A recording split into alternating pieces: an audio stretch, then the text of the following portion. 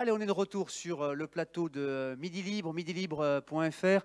Nous sommes en direct pour ces journées Initiative Verte, troisième édition, seconde journée. Aujourd'hui, on vient de débattre du réchauffement climatique et des impacts sur l'économie sur notre territoire. Et nous allons maintenant donner la parole à Mélanie Marcel. Elle est présidente et fondatrice de SoScience et elle va nous parler de solutions et de son projet. Mélanie Marcel, vous êtes là, vous nous entendez? C'est à vous. Bonjour, Bonjour. merci beaucoup. Ravie d'être avec vous aujourd'hui. Alors effectivement, dans ces 2 journées très riches, on a déjà parlé de beaucoup de thématiques que je vais reprendre et qui, vous allez voir, s'articulent au sein de mon projet.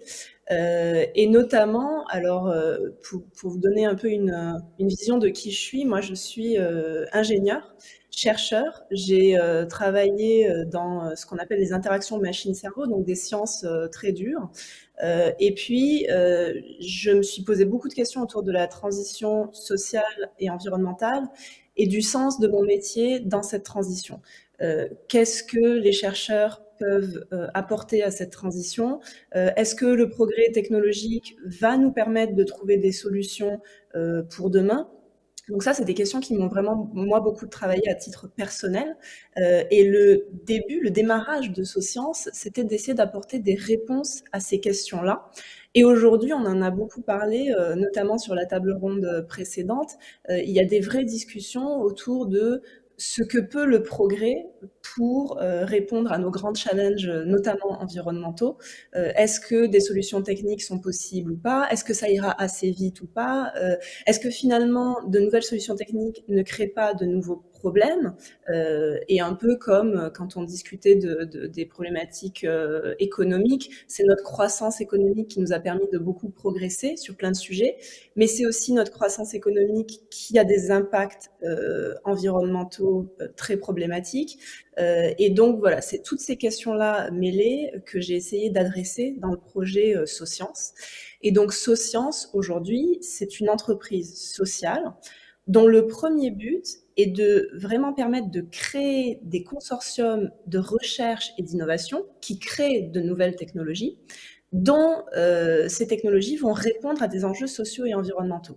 Et donc, nous, les questions qu'on se pose, c'est quelles sont les conditions nécessaires pour qu'une fois qu'on est en laboratoire et puis qu'on travaille sur un projet qui va se retrouver face aux consommateurs, face au marché, pour que ce produit ou ce projet puisse avoir des impacts réellement positifs et n'ait pas forcément les conséquences négatives qui peuvent parfois arriver.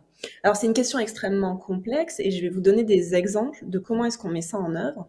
Mais nous, notre hypothèse, c'est de dire la façon dont on pense aujourd'hui les nouvelles technologies, la recherche et l'innovation n'est pas assez ouverte. C'est-à-dire que le modèle classique aujourd'hui, c'est typiquement une grande entreprise qui va travailler avec un laboratoire de recherche et qui vont ensemble mettre au point une innovation qui va ensuite arriver vers le consommateur, vers le citoyen. Mais une fois que ça arrive sur le marché, cette innovation, elle est déjà complètement finie, il n'y a pas de possibilité de la modifier. Et donc, qu'est-ce que ça donne? Ça donne soit des consommateurs qui acceptent l'innovation et l'utilisent et en sont friands, soit des contestations de la part de franges de la population qui considèrent que c'est pas forcément une bonne innovation, que ça va pas dans le bon sens. Et donc, on se retrouve dans tout ce discours d'acceptation de la technologie. Des choses qu'on connaît, là, qu'on a vues très récemment, ça peut être évidemment la 5G, on en a parlé, ça peut être les vaccins, on le voit tous les jours, mais ça peut aussi être, par exemple, la question du plastique. On a parlé hier des problématiques autour du plastique, et c'est arrivé très récemment, en 2018-2019, si vous vous souvenez, il y a eu une grande vague de ce qu'on a appelé le plastic bashing, c'est-à-dire beaucoup de consommateurs qui ont vraiment pris conscience de la problématique environnementale autour du plastique à usage unique et qui ont dit, moi, je vais arrêter d'acheter des produits avec un packaging plastique qu'on jette comme ça, donc par exemple les bouteilles d'eau en plastique. Et il y a eu une vraie chute des ventes sur les bouteilles d'eau en plastique. Et donc, ce qui est intéressant là, c'est qu'on se retrouve dans une dynamique où le consommateur, évidemment, peut pousser une entreprise à changer ses pratiques. C'est exactement ce qui nous est arrivé, puisque en 2019, on a été contacté par Perrier, donc l'eau gazeuse, qui vend en bouteille en verre, mais aussi en bouteille en plastique, et qui s'est retrouvé face à cette problématique. Et alors la problématique, elle est double. Il y a évidemment une question pour eux économique, puisque si on n'achète plus leurs bouteilles en plastique, bah, c'est un problème économique. Mais il y a aussi une question environnementale, puisqu'il ne s'agit pas juste de faire remonter les ventes, mais il s'agit de se dire comment est-ce qu'on règle le problème du packaging plastique. Ils se sont tournés vers nous parce que, en fait, c'est un problème qu'ils connaissaient depuis très longtemps, mais qui est très difficile à appréhender. Le plastique, dans l'industrie, ça a énormément d'applications très positives pour les industriels, donc c'est difficile de s'en séparer. Et donc, quand ils se sont tournés vers nous, on leur a proposé d'avoir une approche de l'innovation complètement différente. L'approche de l'innovation qu'on leur a proposée, c'est de dire, en fait, vous devez mettre tout le monde autour de la table et être prêt à accepter des solutions complètement différentes de ce que vous faites aujourd'hui, mais qui ne vont pas être seulement acceptées par le consommateur, mais vont en fait être co-construites avec lui et avec des acteurs qui ont à cœur, vraiment dans leur raison d'être, les problématiques environnementales. Et si vous menez votre projet d'innovation et si vous essayez de créer votre technologie en mettant autour de la table, vraiment dans les processus de création de la technologie, des acteurs qui ont d'autres buts que les vôtres, et notamment des buts sociaux et environnementaux, alors vous n'allez pas créer les mêmes résultats de recherche, vous n'allez pas créer les mêmes technologies, vous n'allez pas créer les mêmes produits, et vous allez finalement intégrer toutes ces problématiques-là dans votre produit. J'avance directement à l'un des résultats intéressants qu'on a eu avec eux. C'est un programme qui est encore en cours, hein, parce que quand on fait de la recherche et de l'innovation, ça prend très longtemps, ça prend des années. C'est un programme qui est en cours. Mais au cours de notre travail avec Perrier, on a réussi à les mettre en contact, notamment avec des entreprises sociales. Donc, vous voyez, ces acteurs dont le premier but n'est pas forcément un retour économique, mais vraiment de répondre à des problématiques sociales ou environnementales. Et l'une d'entre elles, c'est une entreprise qui s'appelle FlexiKeg et qui fait en fait des fûts réutilisables. Donc en fait des fûts qui, vous les remplissez, vous les amenez au bar, le bar les utilise et puis une fois qu'ils sont finis, on les plie, c'est des flux flexibles, on les plie, on les renvoie et on les re-remplit et on les utilise comme ça dans une idée d'économie circulaire.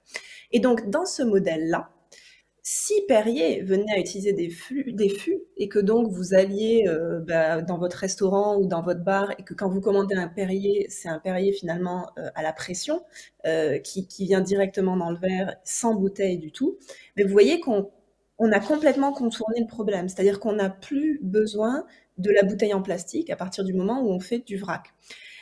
Évidemment, c'est pas si simple que ça parce que le fût fonctionne bien pour la bière parce qu'elle a un goût très fort. Mais dès qu'on parle d'eau, c'est des vraies problématiques de recherche et développement parce que l'eau peut prendre un goût très très vite en fonction du packaging dans lequel on le met. Et donc là, vous voyez, l'intérêt notamment du plastique, c'est que ça ne donne pas de goût à l'eau une fois qu'elle est mise en bouteille. Et donc là, il y a un programme de recherche et développement c'est vraiment une collaboration entre Perrier et FlexiKeg, cette entreprise sociale, toute petite entreprise française, pour essayer de voir comment est-ce qu'on pourrait faire du Perrier en vrac, faire du Perrier en fût, et donc finalement contourner la problématique de la bouteille en plastique. Et donc là, ce qui est intéressant et ce qu'il faut noter, il y a plusieurs points. Le premier, c'est qu'on n'a pas attaqué la problématique uniquement du point de vue technique. Si on l'avait attaqué uniquement du point de vue technique, on se serait sûrement tourné vers des plastiques biodégradables ou des plastiques réutilisables ou des choses comme ça. Finalement, quand on s'est posé la question de la problématique, nous, ce qui nous intéressait, c'est comment, sans parler de réponse technique, sans vraiment penser à la recherche et au développement qu'il allait avoir derrière, comment on fait pour avoir la même qualité, donc amener du Perrier à un client, en enlevant les problématiques de l'usage unique du plastique. Et donc, vous voyez que dans cette question-là, on ne présuppose pas de quelle est la réponse technique.